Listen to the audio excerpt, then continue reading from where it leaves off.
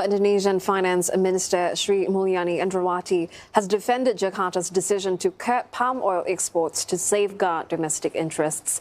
And she says there is a need to stay vigilant in the face of rising market volatility. CNA's Sarah Kaldi spoke to Ms. Mulyani at the Indonesia-Singapore Business Forum, and she asked about the growth challenges facing the country in an environment of rising interest rates. The pandemic since 2020 is creating a huge shock to the global economy. And we're also observing a scarring effect to the economy all over the world.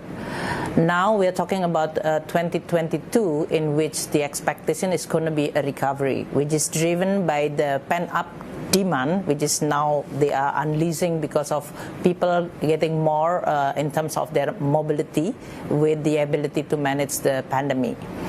But what we are expecting to be a smooth recovery and strong recovery now has been overshadowed by another risk, which is coming from both supply disruption, especially on food and energy, not only due to both the speed of the recovery on demand side, which is much faster than the supply side, but also the geopolitical tension, the war in Ukraine, which is creating additional pressure, or in this case disruption to the energy and food, including fertilizer. And that's creating what we call it the inflation-driven recovery. And that will complicate the policy choice in terms of how you are going to still continue maintain this recovery economy, usually through the supporting both fiscal, monetary, and structural reform. But then, because the inflation is becoming very extreme with the commodity prices, then the choice of the policy is becoming even more complicated and narrower. If we are going to address this inflation, monetary authority need to increase the interest rate and tightening the liquidity. This is what's already announced by European Central Bank, Federal Reserve, and that have the implication on the growth, that is the weakening growth. History also telling us that the increasing interest rate and tightening liquidity can create potential financial crisis. And that's why the United Nations Secretary General now establishing this group in which addressing both the food, energy, and potential financial crisis, because many countries, after 2 years of the pandemic, their fiscal space is becoming very limited, narrower. Their monetary space is also very narrower. And at the same time, they are not yet regained their recovery process. And that's why they are now facing with this kind of increasing interest rate hike due to the inflation, which can potentially erode even more their policy space. These are the situation that is affecting many, especially emerging developing countries, and can potentially disrupt the recovery process. You mentioned protecting demand and protecting the purchasing power of individuals. And right now we've got oil firmly above $100 a barrel, and Indonesia spending billions in subsidies to help cushion the blow on families and individuals.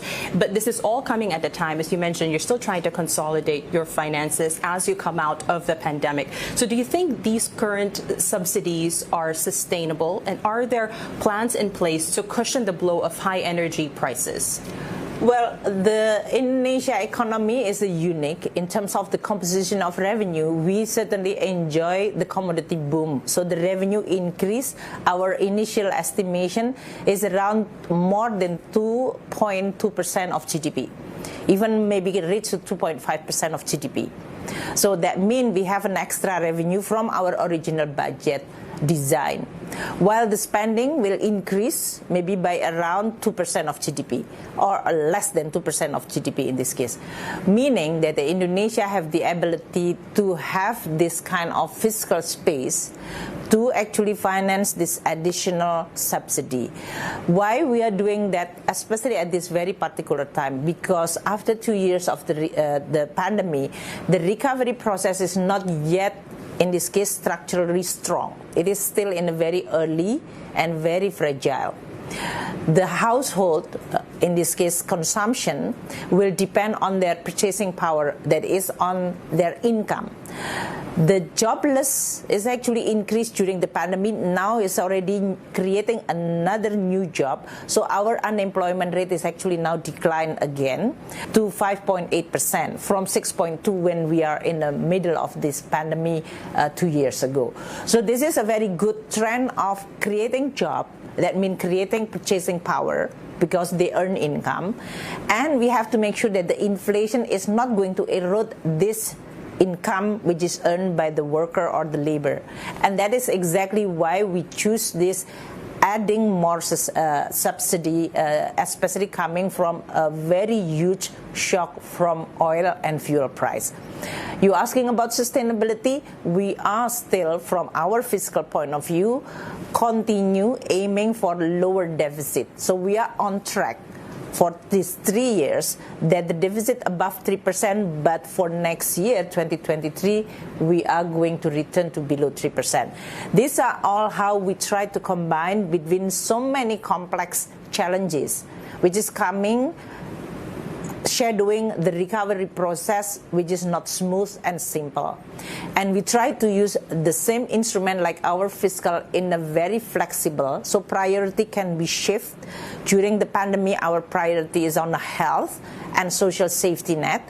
During this food and energy shock, our priority is try to protect the purchasing power of the people.